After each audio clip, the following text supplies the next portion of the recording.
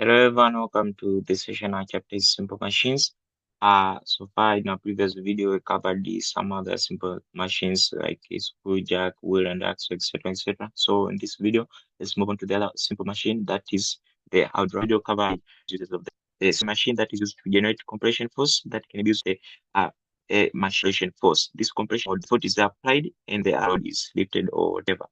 Now here's the structure of the where the force is applied and with a given area. This is the area A, small letter A. Then that kind of force applied as the effort piston is given here transfers the effort to lift or to the other part. This the force of the load as put in a capital letter F. There's this area, and the fluid is the one that is responsible for the carrying out of the force that is obtained from the effort to the load. Now we'll see in detail about this. Now the force F, that is the small letter F, that is simply talking about the force applied from the small or from the effort piston. So the force F that is applied on the effort piston and it transmitted in the form of the pressure within the fluid to the area of the load piston. So that's what it happens. This force is the one that is applied on the effort piston, the one that is transmitted in the form of pressure. So that kind of pressure, as it is used as some kind of a compression force that is transferred within the fluid to the area of the load piston. Now, there it is converted into larger force, characterized as letter F, which can do tremendous kinds of work, such as lifting objects or straightening things or molding the objects. Now, the pressure created by the effort piston is all transmitted without loss to the load piston. That is, you can see here, the force obtained in the load piston is larger and can do greater amount of work. So the force carried out from the effort is obtained in the load piston, and there it becomes larger and it can do great amount of work compared to when it was taken from the effort piston. Now, the force is larger due to the fact that the area A of the load piston is larger compared to the area A, small letter A of the smaller piston. Now, this larger force, expressed as F, can be obtained by making F the subject from the above formula, which you see in our next slide. That's the reason for using the hydraulic press in heavy duty works. So as you can see, the pressure on the small piston equals to pressure on the larger piston. As you can see, small letter F upon A equals to capital letter F upon capital letter A. Now, if you make the subject, this capital letter F will be equal to small letter F multiplied by the capital letter A, then upon A.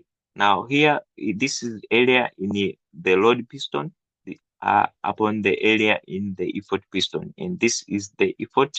And this is the force in the effort piston. Of the square. Now let's move on to the mechanical advantage, station, and the efficiency of the hydraulic press. Starting with the mechanical advantage, in hydraulic press, small force, that is the effort applied on the small piston, is used to overcome a much greater force, that is the load on the larger piston. Now that means that the effort F is that small force, as abbreviated as small letter F, applied on the effort piston, and the load F is, the load L is that larger force that is capitalized letter F on the load piston. Now, from there, since we know that mechanical advantage is equal to load over effort, now then from the details which I've talked about in the previous slide, so from there you get that mechanical advantage is equal to capital letter F upon small letter f, whereby the capital letter F is the load piston upon the effort piston, uh, that is small letter f. Now, but from the formula, we know that f small letter f upon small letter a is equal to capital letter A, f upon capital letter A. We are talking about the smaller piston equals to smaller piston.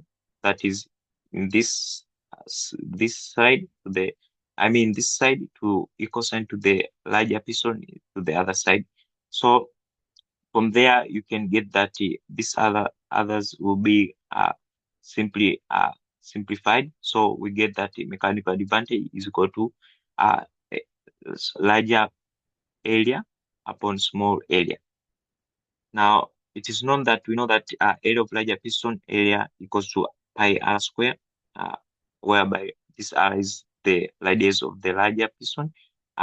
Also, area of the smaller piston is equal to small letter a equals to pi r square with the small letter r, that is the radius of the smaller piston. Hence, the mechanical advantage is equal to pi r square over pi r square.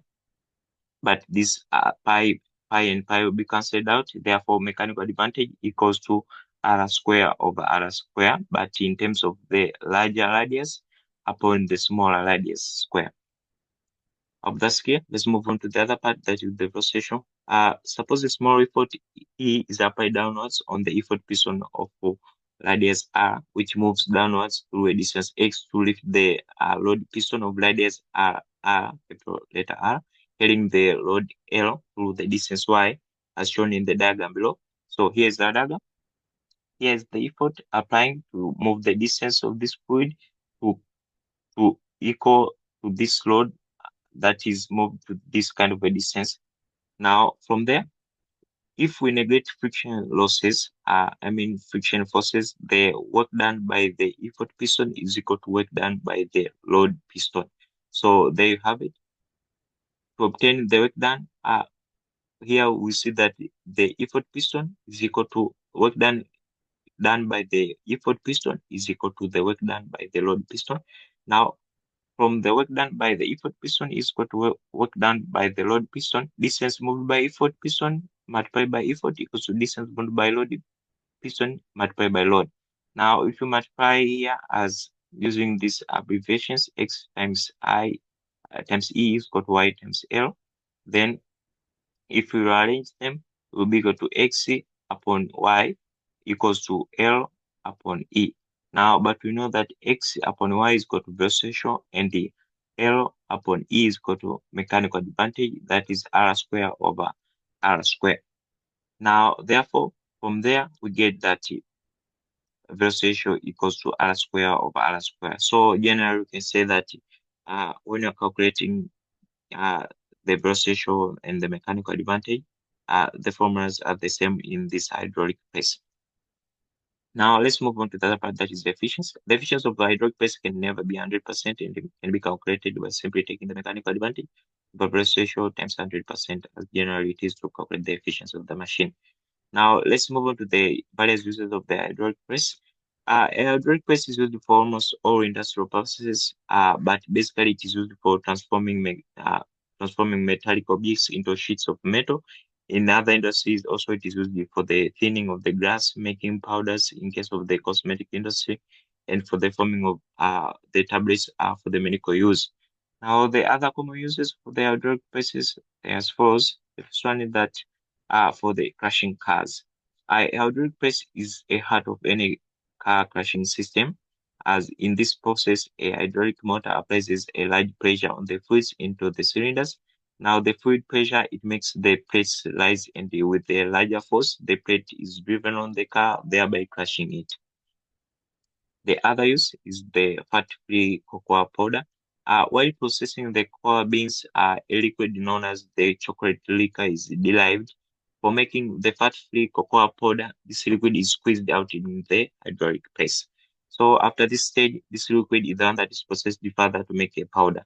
So that's how the powder has derived the cocoa powder, which is fat-free. So that's how we obtain fat-free cocoa powder, as through the application of the hydraulic press. The other use is for sword making. In the process of making swords, a hydraulic press is used to give a flat shape to the raw steel, as in a way that it helps to mold that steel into a form of a sword. So I hope that's all clear. We've discussed the hydraulic press, we've seen its structure, then we've discussed how you can obtain the mechanical advantage and the procession, and last but not least the efficiency. And then we've covered up the various uses of the hydraulic press. I hope that's all clear. Thank you.